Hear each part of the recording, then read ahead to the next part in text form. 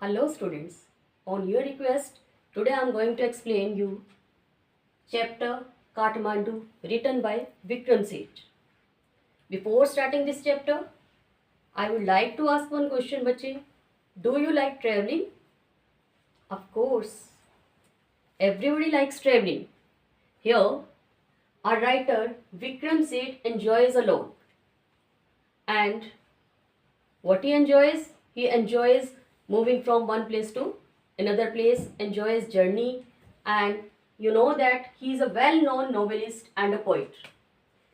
विक्रम सेठ एक Indian novelist और poet है and he has got so many award for his writings. कौन कौन से अवार्ड मिले हैं? He has got Padma Shri award, Sahitya Akademi award, Pravasi Bharatiya Samman. And in this chapter, as I have told you that he is a fond of traveling from one place to another place, and this chapter is taken from Heaven Lake. He has written one travelogue, that is Heaven Lake. Travelogue stands for जो किसी travel के बारे में लिखी जाए novel, उसका एक part है बच्चे, उसमें से एक लीफ लिया गया है, that is your syllabus Kathmandu. Heaven Lake से he has taken कि how he went from China to India and then how he reached India via Tibet and then Nepal. Here in Nepal, along with Mr. Shah's son and his nephew, he arrived at Kathmandu. And now Kathmandu, everybody knows that this is a place situated in Nepal. So it is famous for two things. What two things we are having? First thing is Pashupatinath temple.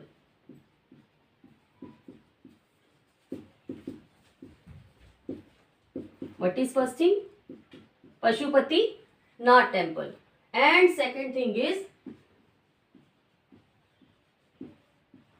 Bodhnath stupa. Kathmandu दो चीज़ों के लिए famous है, एक तो वहाँ पे Pashupatinath temple है और दूसरा बोधनाथ स्तूपा. पशुपतिनाथ टेम्पल बच्चे, it is a temple related to lord Shiva and Hindu people generally go Kathmandu in order to visit Pashupatinath temple. And second thing we are having over there, that is Bodhnath stupa. So as I was telling you कि narrator जो है वो अपने mister Shah के सन के और नेफ्यू के साथ में यहाँ पे आता है काठमांडू और वो विजिट करता है. फर्स्ट डे आके वो रेस्ट करते हैं, next day he start to visit this place Kathmandu. So first of all he went to Pashupatinath temple. भगवान शिव जी के टेम्पल पे जाते हैं और बच्चे then he has explain the whole view what is over there. वहाँ पे क्या कुछ है. Generally, when we people go to temple, what we find over there? We find a large number of people in front of the temple and they usually hustle and bustle there is in order to get their way to shrine. तो यहाँ पर भी जब वो Pashupatinath temple पे पहुँचता है वो क्या देखते हैं? लोगों का एक बहुत बड़ी भीड़ देखते हैं and they were elbow aside. Elbow aside means to push each other in order to get the way to the shrine. मंदिर में जाने के लिए एक दूसरे को पीछे की ओर धकेल रहे हैं लोग. There is a huge rush. Narrator ने देखा और इतनी ही देर में उसने क्या देखा कि एक Nepalese princess came over there. Nepal की एक प्रिंसेस बच्चे वहाँ पे आती है.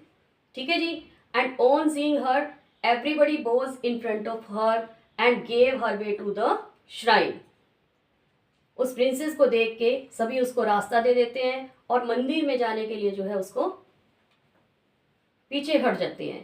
कहने का मतलब ये है कि नेपाल जो है बच्चे, ये क्या है? Monarchy exist over there, there is no democracy. इस पॉइंट को याद रखेंगे कि नेपाल के बीच में मोनार्की अभी भी एग्जिस्ट करती है और मोनार्क होने की वजह से यहाँ पे जो रूल किसका है? किंग का. तो वहाँ पे प्रिंसेस सब आती है तो सारे पीछे हट जाते हैं और उसको रास्ता दे देती है. Second point. Then Third point, what he had seen over there? He had seen a number of hawkers were over there. Peasants were there. Dogs were there, roaming in the streets of Kathmandu in front of the temple. He had seen all these things, and all these things, what they were doing? They were creating a scene of chaos. ये सारी की सारी चीजें जो वो देखता है उसको एक बड़ा भीड़ भाड़ वाला दृश्य दिखाई देता है।